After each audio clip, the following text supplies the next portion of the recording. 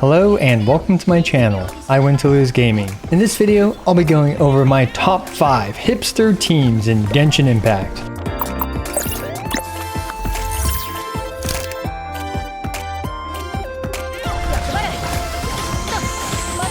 Alright, so what do I mean by a hipster team? We all know that hipsters are too afraid to swim in the river because then they think it's too mainstream. Hipster teams are fun and interesting ways to annihilate the innocent local fauna of Teyvat, ranging from some that are quite viable but not conventionally used to some that are terrible but interesting to try to make work. This is what we end up doing due to the lack of endgame boss fights in Genshin Impact. Well, I've also got more great news for you, straight from the horse's mouth. There's plenty of hipster endgame teams and boss fights in today's sponsor, Raid Shadow Legends. Raid Shadow Legends is over 600 champions to make a Feber-Quadrillion combo champion nations. And you can use your favorite combo champion nation to fight a lava rhino. You heard that right, a lava rhino. Boma the Dreadhorn does what every lava rhino does, which is to blow you up with bombs. Everyone knows that. And if you debuff him, he'll blow you up with even more bombs. You better have a ton of healing and resistance, or you'll be blown to smithereens by a freaking lava rhino. And this month, Raid's got its usual endless stream of new content, including the Forge Pass Season 3, new champions, and incredible new skins for Madame Ceres. But wait, Raid actually buffs characters that deserve it, like the Death Knight, who is being upgraded to a legendary Death Knight. Will this be enough to push him beyond meme status? We'll just have to wait and see. New players, use my link or scan the QR code down below to get this free starter pack worth almost $30, a free champion Tayrell, and all this free loot. You'll find your rewards here in your inbox for the next 30 days only. Huge thanks to Raid Shadow Legends for sponsoring today's video. Now, quick disclaimer, this video is not a recommendation to invest into any of these teams, but it's more so something to serve as an inspiration for what you can do if you're looking to mix things up a bit. Your resources will be much more impactful being invested into things like a Raiden national team or whatever. Anyway, if you're here to see some silly yet fun teams, then let's hop right into it. Starting with team number 5, the AF King of the Hill. The idea of this is to destroy your enemies while AFKing on top of a pillar with passive off-field geo damage. This is best done with Constellation 1 Zhongli, although it's not absolutely necessary that you have Constellation 1 Zhongli. Goro enhances the damage that both Albedo and Zhongli do, while the Force slot can go to Traveler for even more pulses from Zhongli's pillar. Or you can swap off Traveler to an on-field damaging character like Raiden's elemental skill or even Yai's turrets. Once you've thrown down all the various geo constructs of your various levels of inappropriateness, you get to sit back and enjoy all the flashy orange numbers maim your opponents to death. Now again, is this a powerful team? As mentioned earlier, these teams on this list are not especially the strongest and are clearly ersatz to many of the more mainstream teams. But if you're feeling hipster, this is a heck of a lot of fun to do and is a rather cathartic way of playing / AFKing this game, which usually encourages you to excessively mash your left mouse button, E and Q keys.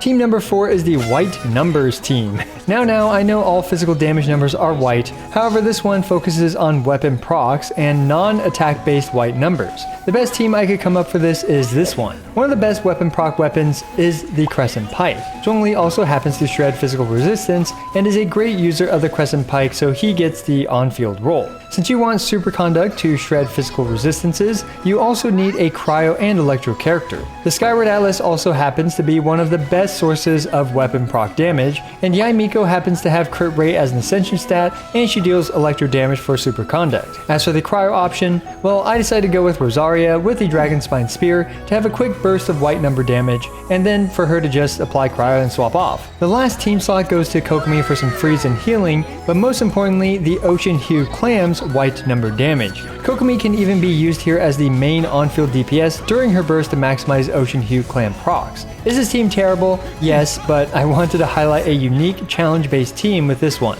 And really, there are many plausible variations of this, like for example, you could have a bow user with the Skyward Heart procs, or you could use Chi-Chi instead of Kokomi for the Ocean Hue Clam. Anyway, that's kind of besides the point. This is definitely the worst team on this list in terms of actual viability.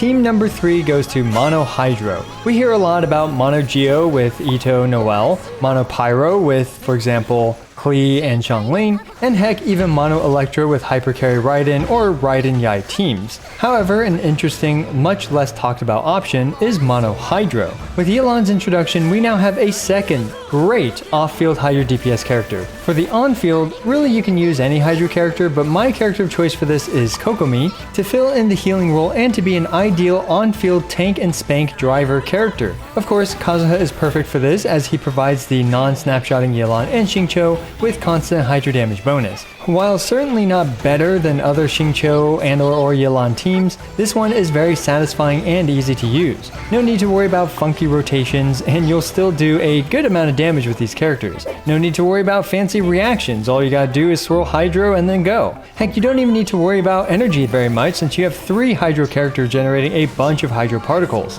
I personally really enjoy turning Kokomi into the water commander that she deserves to be with this Mono Hydro team.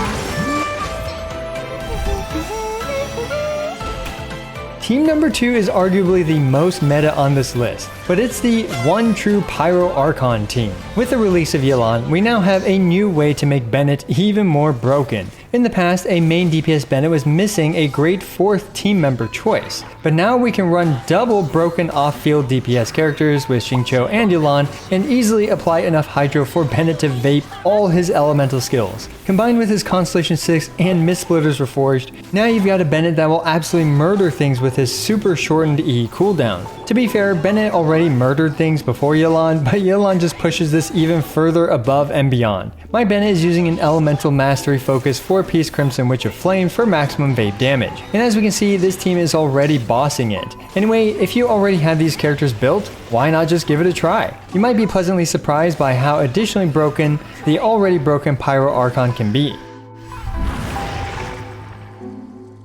Team number 1 is just oozing with my bias, but it is also my personally most used team. The number 1 team is the Uber team. Uber as in the company that ferries you around. Admittingly, this team again isn't great for Spiral Blizz, but it is absolutely broken for exploration and the overworld. Most of my time playing Genshin Impact nowadays revolves around getting more Mora, farming artifacts, and exploring event areas like the Golden Apple Archipelagos. This team has so much going for it in terms of exploration. Did you know during Yelan's elemental skill, she actually recovers stamina? Did you also know that Yai Miko's elemental skill moves you forward pretty quickly and is also stamina free and allows you to regen stamina? It also happens to drop turrets along the way which start murdering your enemies. Then Sayu is perfect for while Yelan's elemental skill is on cooldown because you can obviously just roll to the next place very quickly, and Kazuha is the cherry on top, providing additional running stamina cost reduction as well as fulfilling the double anemo requirement, along with all his other exploration benefits which I'm not going to get into right now. This team bolts across the overworld at lightning speed, especially with Yelan's Constellation 1, and you essentially have infinite stamina for running portions of the exploration. I can't imagine not running through the overworld without at least 3 of the 4 characters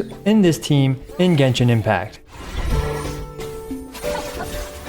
So there you go, my top 5 hipster and off-meta teams in Genshin Impact. We have a variety here ranging from reasonably viable to mostly a meme team on this list. Now there are a ton of different teams in Genshin Impact like full damage focused ones, low tier carries, cryo DPS, non-cryo characters, etc. Throw those ideas of your quirky hipster teams down in the comments below and let me know which of these in this list is your favorite. Part of the fun of Genshin Impact is experimenting in this wonderful open world sandbox with all the wonderful characters that we have. As always, I appreciate every single one of you. Also, I regularly make Genshin Impact videos ranging from Caesar showcases, DPS showdowns, guide videos, and more.